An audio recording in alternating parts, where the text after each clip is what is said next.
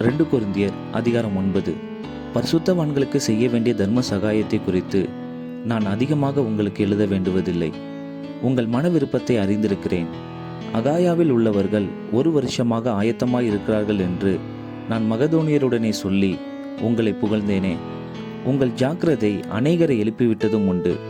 அப்படி இருந்தும் உங்களை குறித்து நாங்கள் சொன்ன புகழ்ச்சி இந்த காரியத்தில் வீணாய் போகாமல், நான் சொன்னபடி நீங்கள் ஆயத்தப்பட்டவர்களாய் இருப்பதற்கு இந்த சகோதரரை அனுப்பினேன்.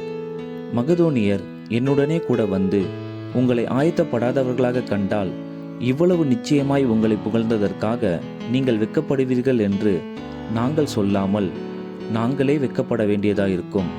ஆகையால் வாக்குத்தத்தம் பண்ணப்பட்டிருக்கிற உங்கள் தான தர்மமானது லோபத்தனமாய் கொடுக்கப்பட்டதாயிராமல் உதாரத்துவமாய் கொடுக்கப்பட்டதாயிருக்கும்படியாக அதை ஆயத்தப்படுத்துகிறதற்கு சகோதரரை ஏவி உங்களிடத்தில் முன்னதாக அனுப்புவது எனக்கு அவசியம் என்று காணப்பட்டது.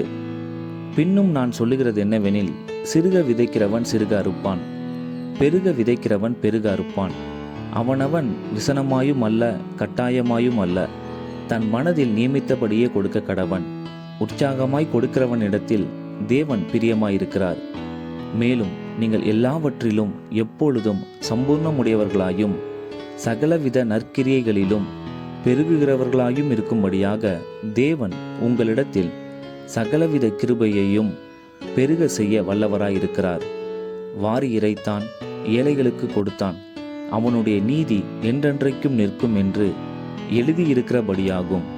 விதைக்கிறவனுக்கு விதையையும் புசிக்கிறதற்கு ஆகாரத்தையும் அளிக்கிறவர் உங்களுக்கு விதையை அளித்து அதை பெருக பண்ணி உங்கள் நீதியின் விளைச்சலை வர்த்திக்க செய்வார். தேவனுக்கு எங்களால் ஸ்தோத்திரம் உண்டாவதற்கு ஏதுவாயிருக்கும் மிகுந்த உதாரண குணத்திலே நீங்கள் எவ்விதத்திலும் சம்பூர்ணமுள்ளவர்களாவீர்கள். இந்த தர்ம சகாயம் ஆகிய பணிவிடை பரிசுத்தவான்களுடைய குறைவுகளை நீக்குகிறதுமல்லாமல் அநேகர் தேவனை ஸ்தோத்தரிப்பதினாலே சம்பூர்ண பலனுள்ளதாயும் இருக்கும்.